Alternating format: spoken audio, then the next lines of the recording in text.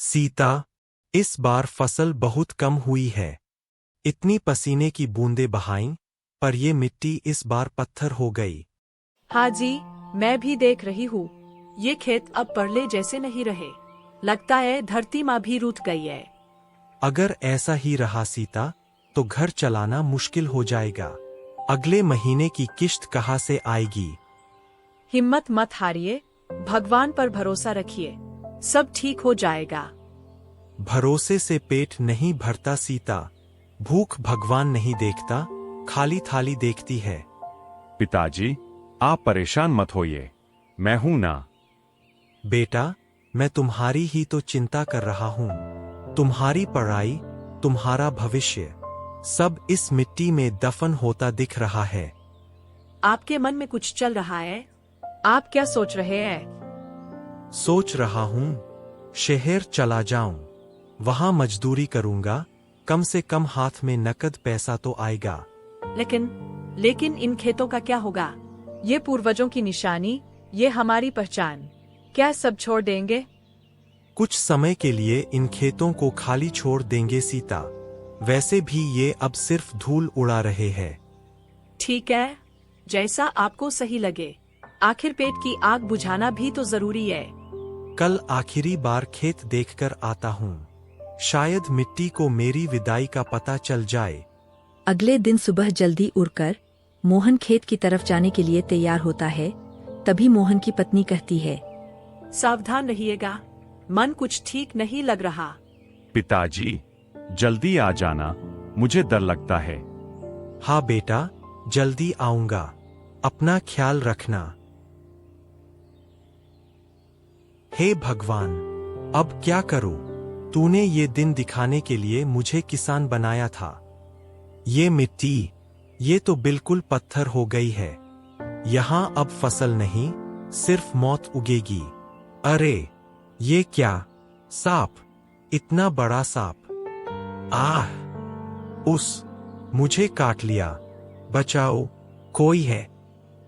अमन, तुम्हारे पिताजी अभी तक नहीं आए। आज इतनी देर तो कभी नहीं हुई।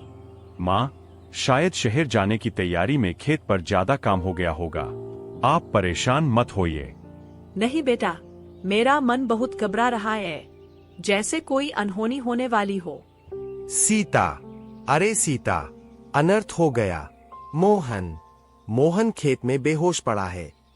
क्या? ये आप क्या कर रहे हैं रामू भूया? वो तो बस विदा होने गए थे।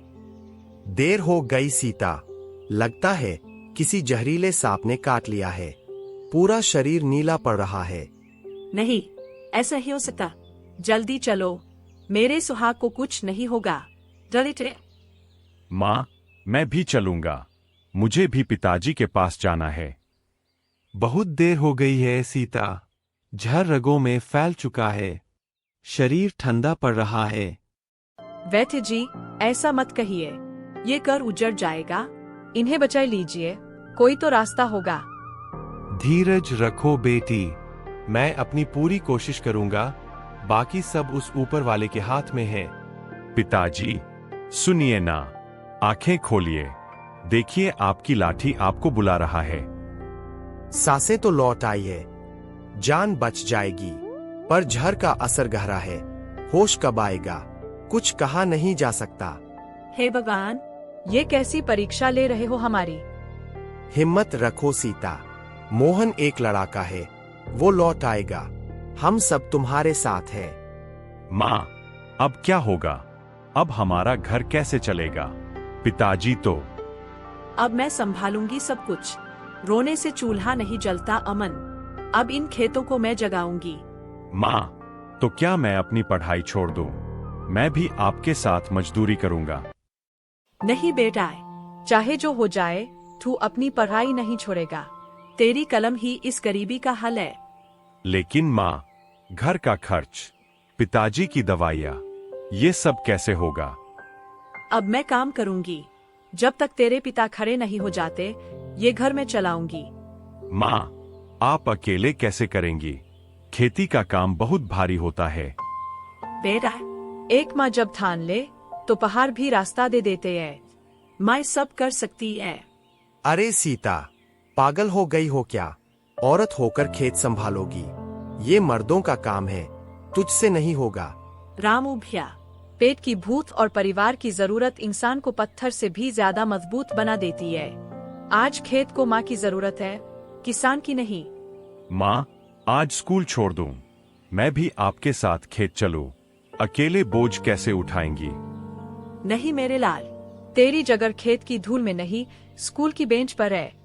तू जा, पढ़ लिख कर बड़ा आदमी बन। ठीक है माँ, मैं वादा करता हूँ आपकी ये मेहनत बेकार नहीं जाएगी।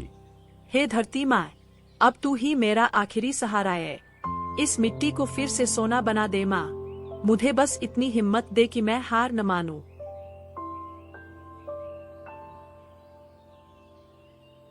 सच में सीता जितनी मेहनत तो शायद कोई मर्द भी न कर पाए।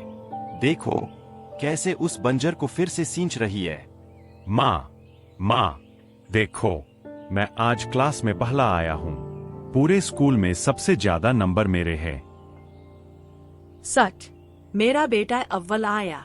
ओ मेरे लाल, ये तो दुनिया की सबसे बड़ी खुशी है। माँ, ये मेरी मेहनत नहीं, ये आपके पसीने और संघर्ष का फल है। मैं बड़ा होकर आपको सारे सुख दूंगा माँ। दवा समय पर देते रहना सीता। जहर का असर अब लगभग खत्म हो चुका है, बस कमजोरी बाकी है। जी बैठे जी, मैं एक पल की भी चूक नहीं करूंगी। आपका बहुत बहुत आभार। माँ, पिताजी कब जागेंगे? क्या वो फिर से पहले की तरह मुस्कुराएंगे? जल्द जागेंगे बेटा। तेरी कामयाबी की खबर सुनकर तो वो खुद ब खुद उठ बैठेंगे। मानना पड़ेगा सीता, सूखे हुए खेत को तूने फिर से जिंदा कर दिया। ऐसी फसल तो पूरे गांव में किसी की नहीं हुई ये है। सब भगवान का शुक्र है और उन पूर्वजों का आशीर्वाद जिनकी इस मिट्टी में जान बसी है। माँ, मैंने कुछ सोचा है। मैं बड़ा होकर डॉक्टर बनना चाहता हूँ, ताकि किसी और के पिताजी को सांप काटे या कोई बीमारी हो तो उन्हें समय पर इलाज मिल सके। डॉक्टर बेटा, तेरे पिताजी का भी यही सपना था कि तू बड़ा होकर लोगों का दुर्ख दूर करे। आज तूने मेरे दिल की बात कह दी। मैं बहुत मेहनत करूंगा माँ। मैं अपने नाम के आगे डॉक्टर लगाकर इस मिट्टी का और आपका नाम रोशन करूंगा। मैं हर कदम पर तेरे साथ हूँ बेटा। तू बस उड़ना सीख, तेरे पंखों को ताकत मैं दूंगी। सीता, ओ सीता। मोहन, हे भगवान, तुम्हें होश आ गया। देखो अमन, तुम्हारे पिताजी जाग गए। पिताजी, आप ठीक तो है ना? हम सब बहुत डर गए थे। मैं कहाँ हूँ? मुझे क्या हुआ था? वो खेत, वो सांप। शांत रहिए, आप अपने घर में हैं। आप बिल्कुल सुरक्षित हैं। सीता, मैंने बहुत बुरा सपना देखा। खेत सूख रहे थे, पर तुम्हारे हाथ। क्या तुमने ये सब अकेले संभाला? ये सिर्फ मेरा नहीं, हमारा परिवार है मोहन। जब आप थक गए तो मुझे खड़ा होना मुझे ही तुम था। पर बहुत गर्व है सीता। जो काम मैं नहीं कर पाया, वो तुमने अपनी ममता और मेहनत से कर दिखाया। पिताजी, अब आप जल्दी ठीक हो जाइए। मैंने तय किया है कि मैं बड़ा होकर डॉक्टर बनूंगा, ताकि किसी और को ऐसे दर्द से न गुजरना पड़े। मेरा सपना पूरा करना बेटा। इस मिट्टी की लाज अब तुम्हारे हाथों में है।